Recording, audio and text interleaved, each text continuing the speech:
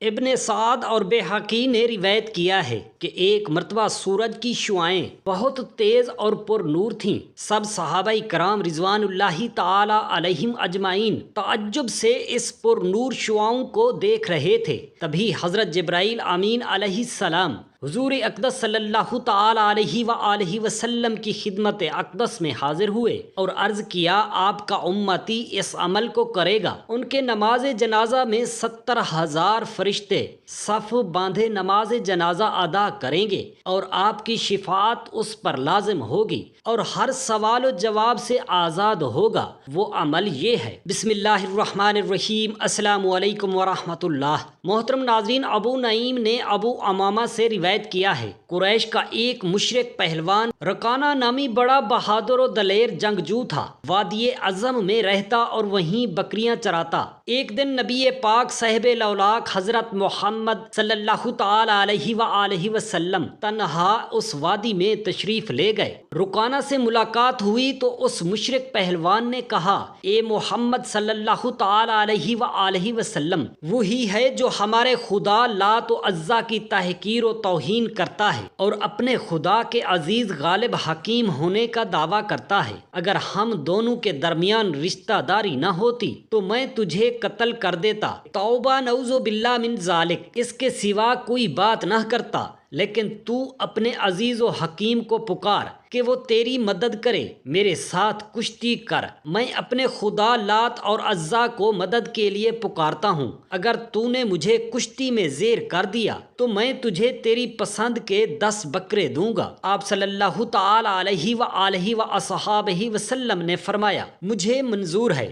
آپ نے رکانہ کو کشتی میں پچھاڑ دیا اور اس کے سینہ پر سوار ہو گئے۔ رکانہ نے کہا، اے محمد صلی اللہ تعالی علیہ وآلہ وسلم، میرے سینے سے اٹھ، ایسا تو نہیں کر سکتا، یہ تیرے اللہ عزیز و حکیم کا کام ہے۔ مجھے لات و عزا نے ذلیل کر دیا، کسی نے میری کمر زمین پر نہیں لگائی۔ اے محمد صلی اللہ تعالی علیہ وآلہ وسلم، آج تک کسی نے میری کمر زمین سے نہیں لگائی۔ رکانہ نے کہا، دوبارہ پھر کشتی کریں، اگر تو نے مجھے گرا دیا تو تیری پسند کے 10 بکرے اور دوں گا۔ اور آپ نے پھر کشتی لڑی اور اس پہلوان کو پچھاڑ کر اس کے سینہ پر بیٹھ گئے۔ رکانہ نے کہا، اے محمد صلی اللہ تعالی علیہ وآلہ وسلم، تیرے رب کی مدد ہے، تو مجھے نہیں بچھاڑ سکتا۔ مجھے میرے خداؤں نے ذلیل و رسوا کر دیا، میری مدد نہیں کی۔ آج تک تیرے سوا کوئی آدمی میری کمر زمین سے نہیں لگا سکا۔ رکانہ نے کہا، ایک مرتبہ کشتی اور کریں،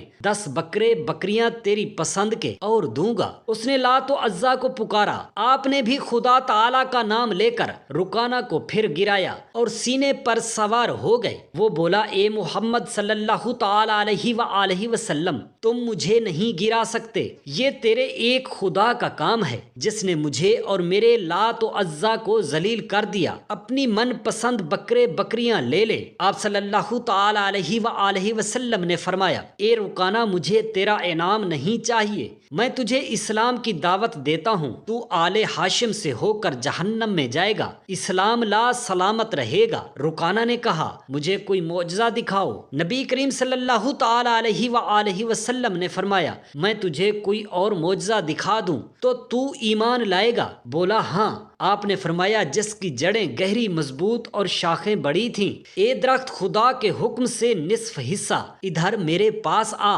درخت فوراً 2 حصوں میں تقسیم ہوا، نصف اپنی جگہ پر قائم رہا، نصف حصہ جڑیں آپ کے اور رکانہ کے سامنے آ کر رکا۔ رکانہ نے کہا، آپ نے یہ بہت بڑا معجزہ دکھایا، اب آپ اسے حکم دیجئے کہ یہ اپنی جگہ واپس چلا جائے۔ آپ نے فرمایا، اگر واپس اپنی جگہ چلا جائے گا تو ایمان لائے گا؟ اس پہلوان نے کہا، ہاں۔ آپ صلی اللہ تعالی علیہ وآلہ وسلم نے فرمایا، اے درخت، واپس اپنی جگہ پر چلا جا، جیسا تھا ویسا ہی ہو جا۔ وہ درخت واپس جا کر پہلے حصے سے مل گیا۔ آپ نے فرمایا، اے رکانہ، اب ایمان لا، اللہ کے عذاب سے بچ۔ رکانہ نے کہا، میں نے بڑی نشانی دیکھ لی، اب تیرے ایک خدا کو ماننے میں شبہ نہیں، مگر ایک خیال آتا ہے کہ مدینہ کی عورتیں اور بچے میرے ایمان کو سنیں گے تو کہیں رہیں گے۔ رکانہ نے کشتی ہار کر اسلام قبول کر لیا۔ دنیا جانتی ہے آج تک میں نے کسی سے ہار نہیں مانی، نہ آپ صلی اللہ تعالی علیہ وآلہ وسلم کے سوا مرعوب و خیف ہوا۔ آپ بکرے لے لیں۔ آپ صلی اللہ علیہ وسلم نے فرمایا مجھے تیرے مال کی ضرورت نہیں، تیرے لیے اسلام کو پسند کرتا ہوں۔ یہ فرما کر آپ اس کے پاس سے واپس ہوئے۔ حضرت ابو بکر صدیق اور عمر فاروق رضی اللہ تعالی عنہما آپ کی تلاش میں نکلے۔ معلوم ہوا آپ وادی اعظم کی طرف تشریف لے گئے ہیں۔ حضرت ابو بکر صدیق نے کہا اے عمر، یہ رکانہ کی وادی ہے، وہ دشمن اسلام و دشمن رسول خدا ہے، کہیں وہ آپ کو کوئی نقصان نہ پہنچا دے۔ باتیں کرتے ہوئے وادی کی طرف جا رہے تھے۔ رسول اللہ صلی اللہ تعالی علیہ وآلہ وسلم سامنے سے واپس تشریف لاتے نظر آئے۔ دونوں جانصاروں نے آگے بڑھ کر عرض کیا سرکار آپ اس وادی میں تنہا ہی تشریف لے گئے تھے، آپ کو معلوم ہے یہ وادی رکانہ دشمن اسلام کی ہے، وہ بڑا پہلوان زور آور جنگجو اور آپ کا دشمن ہے۔ آپ صلی اللہ تعالی علیہ وآلہ وسلم مسکرانے لگے اور فرمایا میرا مولا کریم ہر وقت میرے ساتھ ہے۔ اس حق تعالی نے فرمایا لوگوں سے میری حفاظت کرے گا۔ تمام سرگزشت سنائی، دونوں متعجب ہو گئے اور کہا قسم اس ذات کی جس نے آپ کو حق کے ساتھ مبعوث فرمایا ہے، آج تک کوئی انسان اس پہلوان کی کمر زمین سے نہیں لگا سکا۔ آپ نے فرمایا میں نے اپنے رب کو پکارا، اس نے میری مدد فرمائی۔ بے حقی ابو نعیم نے حضرت ابو بریرہ رضی اللہ تعالی عنہ سے روایت کیا کہ جب رسول خدا صلی اللہ تعالی علیہ وآلہ وسلم نے سلمان فارسی کو یہود سے خریدنا چاہا اس شرط پر کہ کھجور کے درخت اتنی تعداد میں لگائے جائیں اور ان کے پھل دینے تک مسلمان سلمان فارسی غلام رہیں گے، پس رسول خدا صلی اللہ تعالی علیہ وآلہ وسلم نے کھجور کی گٹھلیاں طلب فرمائیں۔ انہوں نے گٹھلیاں آگ میں بھون کر دیں تاکہ اگ نہ سکیں۔ حضور اقدس صلی اللہ تعالی علیہ وآلہ وسلم نے اپنا لعاب دہن ان گٹھلیوں پر لگا کر زمین میں داب دیا، مگر چند گٹھلیاں حضرت عمر فاروق رضی اللہ تعالی عنہ نے لگائیں، ان سے پودے نہیں نکلے۔ تو حضور نبی اکرم صلی اللہ تعالی علیہ وآلہ وسلم نے فرمایا کہ اس کو کس نے لگایا تھا؟ صحابہ کرام رضوان اللہ تعالی علیہم اجمعین نے عرض کیا کہ حضرت عمر فاروق رضی اللہ تعالی عنہ نے۔ حضور اقدس صلی اللہ تعالی علیہ وآلہ وسلم نے ان کو اکھاڑ کر اور اپنے دست مبارک سے لعاب دہن لگا کر دوبارہ لگا دیا تو اس باغ میں 80 سال پھل آئے اور سلمان فارسی آزاد ہو گئے۔ حدیث کی تمام کتابوں میں اور محدثین نے اس کو نقل فرمایا ہے۔ ایک رات ابو جہل نے نبی کریم صلی اللہ تعالی علیہ وآلہ وسلم کی خدمت اقدس میں ایک یہودی راہب کے ساتھ آیا۔ آپ مسجد حرام میں تشریف فرما تھے اور ابو جہل کے ہاتھ میں تلوار تھی۔ ابو جہل نے کہا اے محمد صلی اللہ تعالی علیہ وآلہ وسلم، لات و عزا کی قسم اگر تو کوئی معجزہ دکھائے جیسا کہ تجھ سے پہلے رسولوں نے دکھایا تو میں تیرے اوپر ایمان لے آؤں گا، ورنہ میں تیرا سر اس تلوار سے اڑا دوں گا۔ توبہ نعوذ باللہ من ذالک۔ نبی کریم صلی اللہ تعالی علیہ وآلہ وصحابہ وسلم نے فرمایا اے ابو جہل تو میرا سر کاٹنے پر قادر نہیں ہے، اس لیے کہ اللہ تعالیٰ میری حفاظت کرتا ہے۔ لیکن ابو جہل نے کہا اگر تو اللہ بلند و برتر کی قسم کھائے، پس ابو جہل نے کہا اس گھر کے رب کی قسم اگر آپ کوئی معجزہ ایسا دکھائیں جیسا کہ آپ سے پہلے رسولوں نے دکھایا۔ حضور اقدس صلی اللہ تعالی علیہ وآلہ وسلم نے فرمایا تو کون سا معجزہ طلب کرتا ہے؟ ابو جہل متفکر ہو گیا اور کہا اے محمد صلی اللہ تعالی علیہ وآلہ وسلم، میرے دل میں کیا ہے جو میں تجھ سے طلب کرتا ہوں، یہاں تک کہ وہ چیز اس کے اوپر مشکل ہو اور وہ اس کے زہر کرنے پر قادر نہ ہو۔ تو اس کے ساتھی یہودی نے کہا یہ جادوگر ہے اور ان سے کہے کہ وہ چاند کو 2 ٹکڑے کر کے دکھائیں،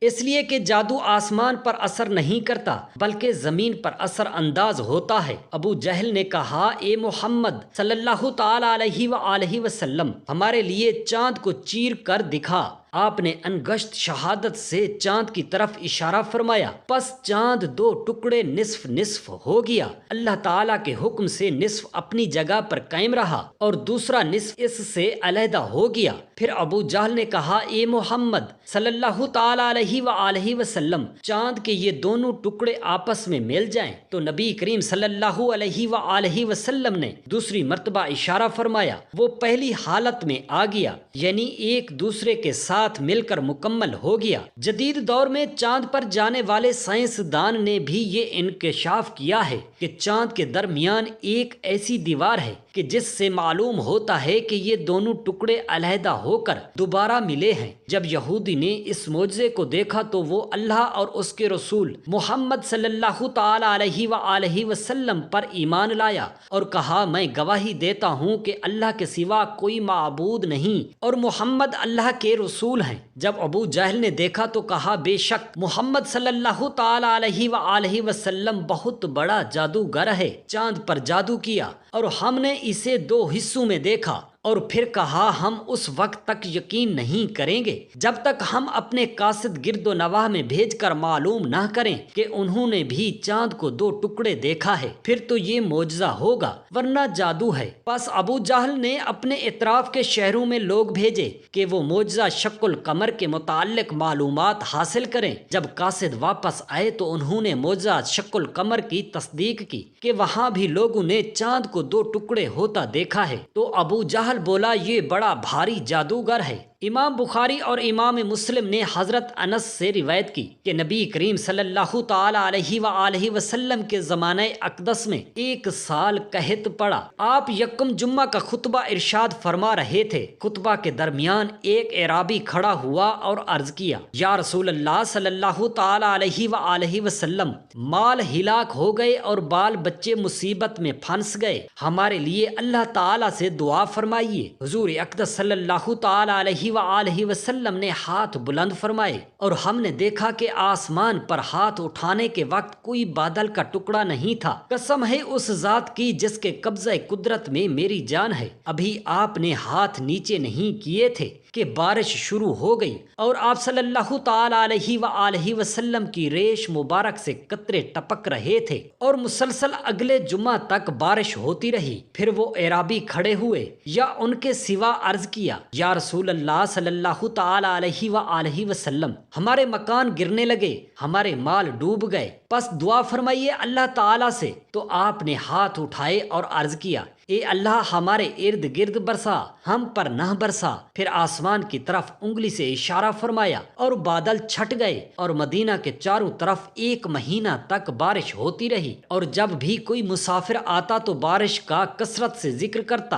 امام فخر الدین رازی رحمۃ اللہ علیہ اپنی تفسیر کبیر میں تحریر فرماتے ہیں کہ رسول خدا صلی اللہ تعالی علیہ وآلہ وسلم ایک دن پانی کے کنارے پر تشریف فرما تھے کہ مکرمہ بن ابی جاہل آیا اور کہا، اگر تم سچے ہو پس اس پتھر کو بلاؤ جو پانی کے دوسرے کنارے پر ہے۔ پتھر پانی پر تیرتا آئے اور ڈوبے نہیں۔ نبی کریم صلی اللہ تعالی علیہ وآلہ وسلم نے اس پتھر کی طرف اشارہ فرمایا تو وہ پتھر اپنی جگہ سے اکھڑا اور پانی پر تیرتا ہوا بارگاہ رسالت میں حاضر ہوا۔ پتھر نے با آواز بلند کلمہ شہادت پڑھا۔ حضور اقدس صلی اللہ تعالی علیہ وآلہ وسلم نے اکرمہ سے فرمایا، اتنا ہی کافی ہے یا اور کچھ؟ تو اس نے کہا کہ یہ اپنی جگہ واپس چلا جائے۔ آپ نے ارشاد فرمایا اور وہ پتھر اپنی جگہ پر واپس چلا گیا۔ مسلم بحقی ابو نعیم نے حضرت جابر بن عبداللہ رضی اللہ تعالی عنہ سے روایت کیا کہ ہم رسول خدا صلی اللہ تعالی علیہ وآلہ وسلم کے ساتھ غرہ ذات الرقاع میں جا رہے تھے۔ سرکار دو عالم صلی اللہ تعالی علیہ وآلہ وسلم نے ارشاد فرمایا، اے جابر وضو کے لیے آواز دے۔ تو میں نے عرض کیا، یا رسول اللہ صلی اللہ تعالی علیہ وآلہ وسلم، ہمارے برتنوں میں ایک قطرہ بھی پانی نہیں ہے۔ ایک انصاری رسول خدا صلی اللہ تعالی علیہ وآلہ وسلم کے پیچھے تھا۔ حضور صلی اللہ علیہ وسلم نے فرمایا، تو فلاں انصاری کے پاس جا اور اس کے مشکیزے میں دیکھ کہ کچھ پانی ہے۔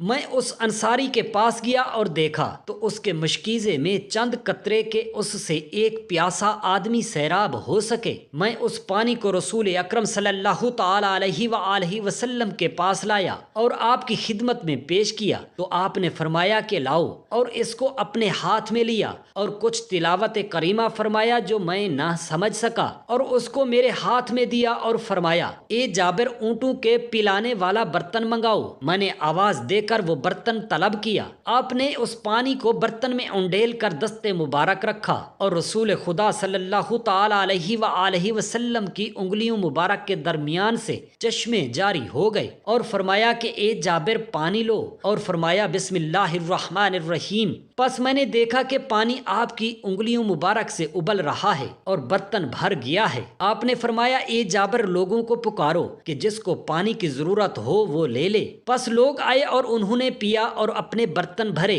اور جب رسول خدا صلی اللہ تعالی علیہ وآلہ وسلم نے اپنے دست مبارک نکالا تو وہ برتن ویسے ہی بھرا ہوا تھا۔ ابن عساکر نے جہمہ بن عرفت سے روایت کیا کہ میں ایک مرتبہ مکہ معظمہ حاضر ہوا، اہل مکہ خشک سالی کی وجہ سے سخت ترین قحط سالی میں گرفتار تھے۔ ایک آدمی نے کہا لات و عزا کو خوش کرو، دوسرے نے کہا منات کو راضی کرو۔ ایک بزرگ سرخ و سفید خوبصورت اٹھ کر کھڑے ہوئے اور بولے تم لوگوں کو اس مصیبت سے نجات ایک شخص دلائے گا جو اولاد ابراہیم و اسماعیل علیہ السلام میں برگزیدہ ہے۔ ان لوگوں نے کہا تمہاری مراد ابو طالب سے ہے؟ اس شخص نے کہا ہاں۔ وہ سب کھڑے ہو گئے، میں بھی ان کے ساتھ چل پڑا۔ انہوں نے ابو طالب کے دروازہ پر دستک دی۔ ابو طالب باہر تشریف لائے تو ان سب نے کہا کیا آپ کو معلوم نہیں چراگاہیں خشک ہو گئی ہیں، مویشی بھوکے ہیں، ہم اپنے بچوں کے لیے کھیتوں میں کچھ نہیں پاتے، آپ ہمارے لیے بارش کی دعا فرمائیے تاکہ ہم کو اس عذاب سے نجات ملے۔ ابو طالب اپنے ساتھ ایک بچہ کو لے کر کعبہ میں تشریف لائے اور اس بچہ کی کمر دیوار کعبہ سے لگا کر اس کے واسطے سے بارش کی دعا طلب کی۔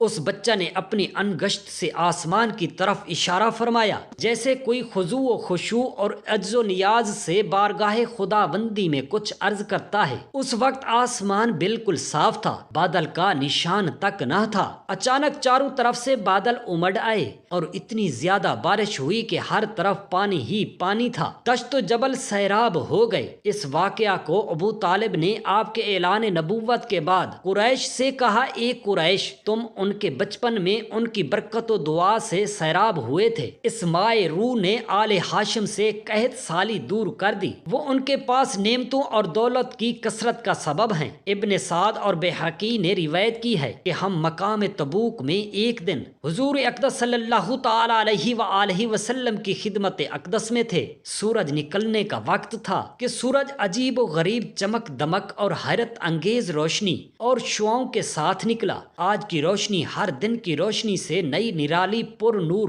اس سے پہلے کبھی اس طرح سورج طلوع ہوتے نہیں دیکھا۔ ہم سب دیکھ دیکھ کر تعجب کر رہے تھے کہ اسی وقت حضرت جبرائیل امین علیہ السلام بارگاہ رسالت میں تشریف لائے۔ حضور اکرم صلی اللہ تعالی علیہ وآلہ وسلم نے فرمایا اے جبرائیل آج کیا بات ہے جو سورج اس آب و تاب کے ساتھ طلوع ہو رہا ہے؟ اس سے پہلے ایسا نہیں دیکھا۔ جبرائیل نے عرض کیا اس کی وجہ یہ ہے کہ آج معاویہ بن معاویہ، یہ بڑے صالح اور جلیل القدر صحابی تھے جس کا مدینہ شریف میں انتقال ہو گیا ہے، تو اللہ تعالیٰ نے 70,000 فرشتے ان کی نماز جنازہ پڑھنے کے لیے بھیجے ہیں۔ آپ نے فرمایا یہ عزت و تکریم کس لیے کی گئی ہے؟ حضرت جبرائیل امین علیہ السلام نے عرض کی وہ با کثرت سورہ اخلاص رات دن چلتے پھرتے اٹھتے بیٹھتے پڑھا کرتے تھے اور آپ کی شفاعت اس پر لازم ہوگی۔ آپ اگر فرمائیں تو میں زمین کھینچ کر آپ کے سامنے کر دوں تاکہ آپ بھی ان کا جنازہ پڑھیں اور وہ آپ کی دعائے مستجاب سے مستفیض ہوں۔